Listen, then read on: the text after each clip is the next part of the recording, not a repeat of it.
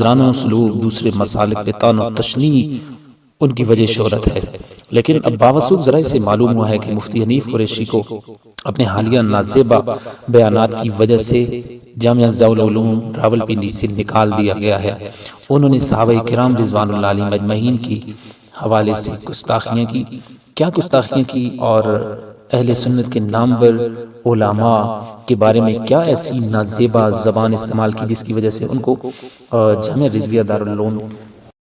جامعہ ضیاء العلوم سے نکال دیا گیا ہے۔ ہم اس کی تمام تر تفصیل آپ کو اسی ویڈیو میں بتاتے ہیں۔ ہمارے ساتھ رہیے اور چینل کو سبسکرائب نہیں کیا تو لازمی کریں۔ ناظرین، ممتاز قادری کے مسئلے میں مفتی حنیف قریشی صاحب نے طاہر القادری جیسی علمی شخصیت جو کہ شیخ الاسلام کے لقب سے معروف ہیں، انہیں شیخ و شیطان جیسے نازیبہ القابات سے پکارا۔ یہ شخص یہیں پہ نہیں ٹھہرتا بلکہ ہر صحابی نبی جنتی جنتی اور سیدنا امیر معاویہ رضی اللہ تعالیٰ عنہ کی شان اور عظمت کا نعرہ لگانے پر اور حضرت امیر معاویہ رضی اللہ تعالیٰ عنہ کے نام پہ مساجد بنانے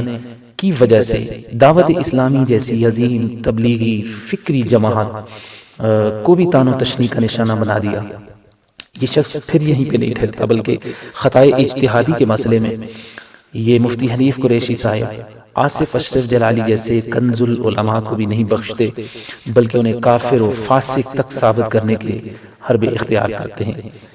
اور اب موجودہ تناظر میں اگر دیکھا جائے تو سادات کے مسئلے میں مفتی اعظم کو گالیوں سے نواز دیتے ہیں، حالانکہ مفتی صاحب سنی کانفرنس میں اپنے موقف کی وضاحت بھی کر چکے ہیں اور سادات سے معافی بھی مانگ چکے ہیں۔ ناظرین کرام، یہاں پہ مفتی حنیف قریشی صاحب جو مفتی حنیف منیب الرحمن صاحب کو گالیاں دیتے ہیں، اس کی وجہ کیا ہے؟ مفتی منیب الرحمن صاحب کا موقف یہ تھا کہ جتنے بھی سادات کرام ہیں، جتنے بھی خانقاہوں کے لوگ ہیں، پیر ہیں، ان کو بغیر سوچے سمجھے ان کے آگے ہاتھ ان کے نہ چوما کریں، ان کے پاؤں کو چومنے سے گریز کیا کریں، بلکہ اس شخص کے پیر چومیں، اس شخص کے ہاتھ چومیں کہ جو شریعت و طریقت کا پابند ہو، جو رسول کریم صلی اللہ علیہ وسلم کی شریعت مطہرہ کا پابند ہو، اور جس کا مقصد، جس کا مشن رسول پاک صلی اللہ علیہ وسلم کے دین کی اشاعت ہو، ایسے شخص کے ہاتھ چومیں جو شریعت کا پابند ہو۔ کتے لڑانے والے اور مرغوں کے ڈانس کرانے والے اور کتوں اور بیلوں کو نچانے والوں کے ہاتھ چومنے سے گریز کریں۔ ہر شخص سابقے لاحقوں کا مستحق نہیں ہوتا بلکہ سابقے اور بڑے بڑے لاحق اشتہارات ان لوگوں کے ناموں کے ساتھ بھرا کریں کہ جو واقعی رسول اللہ صلی اللہ علیہ وسلم کی شریعت کے پابند ہیں۔ یہ بیان بہت معتدل تھا اور اس وقت میں اس کی ضرورت بھی تھی، لیکن مفتی حنیف قریشی صاحب چونکہ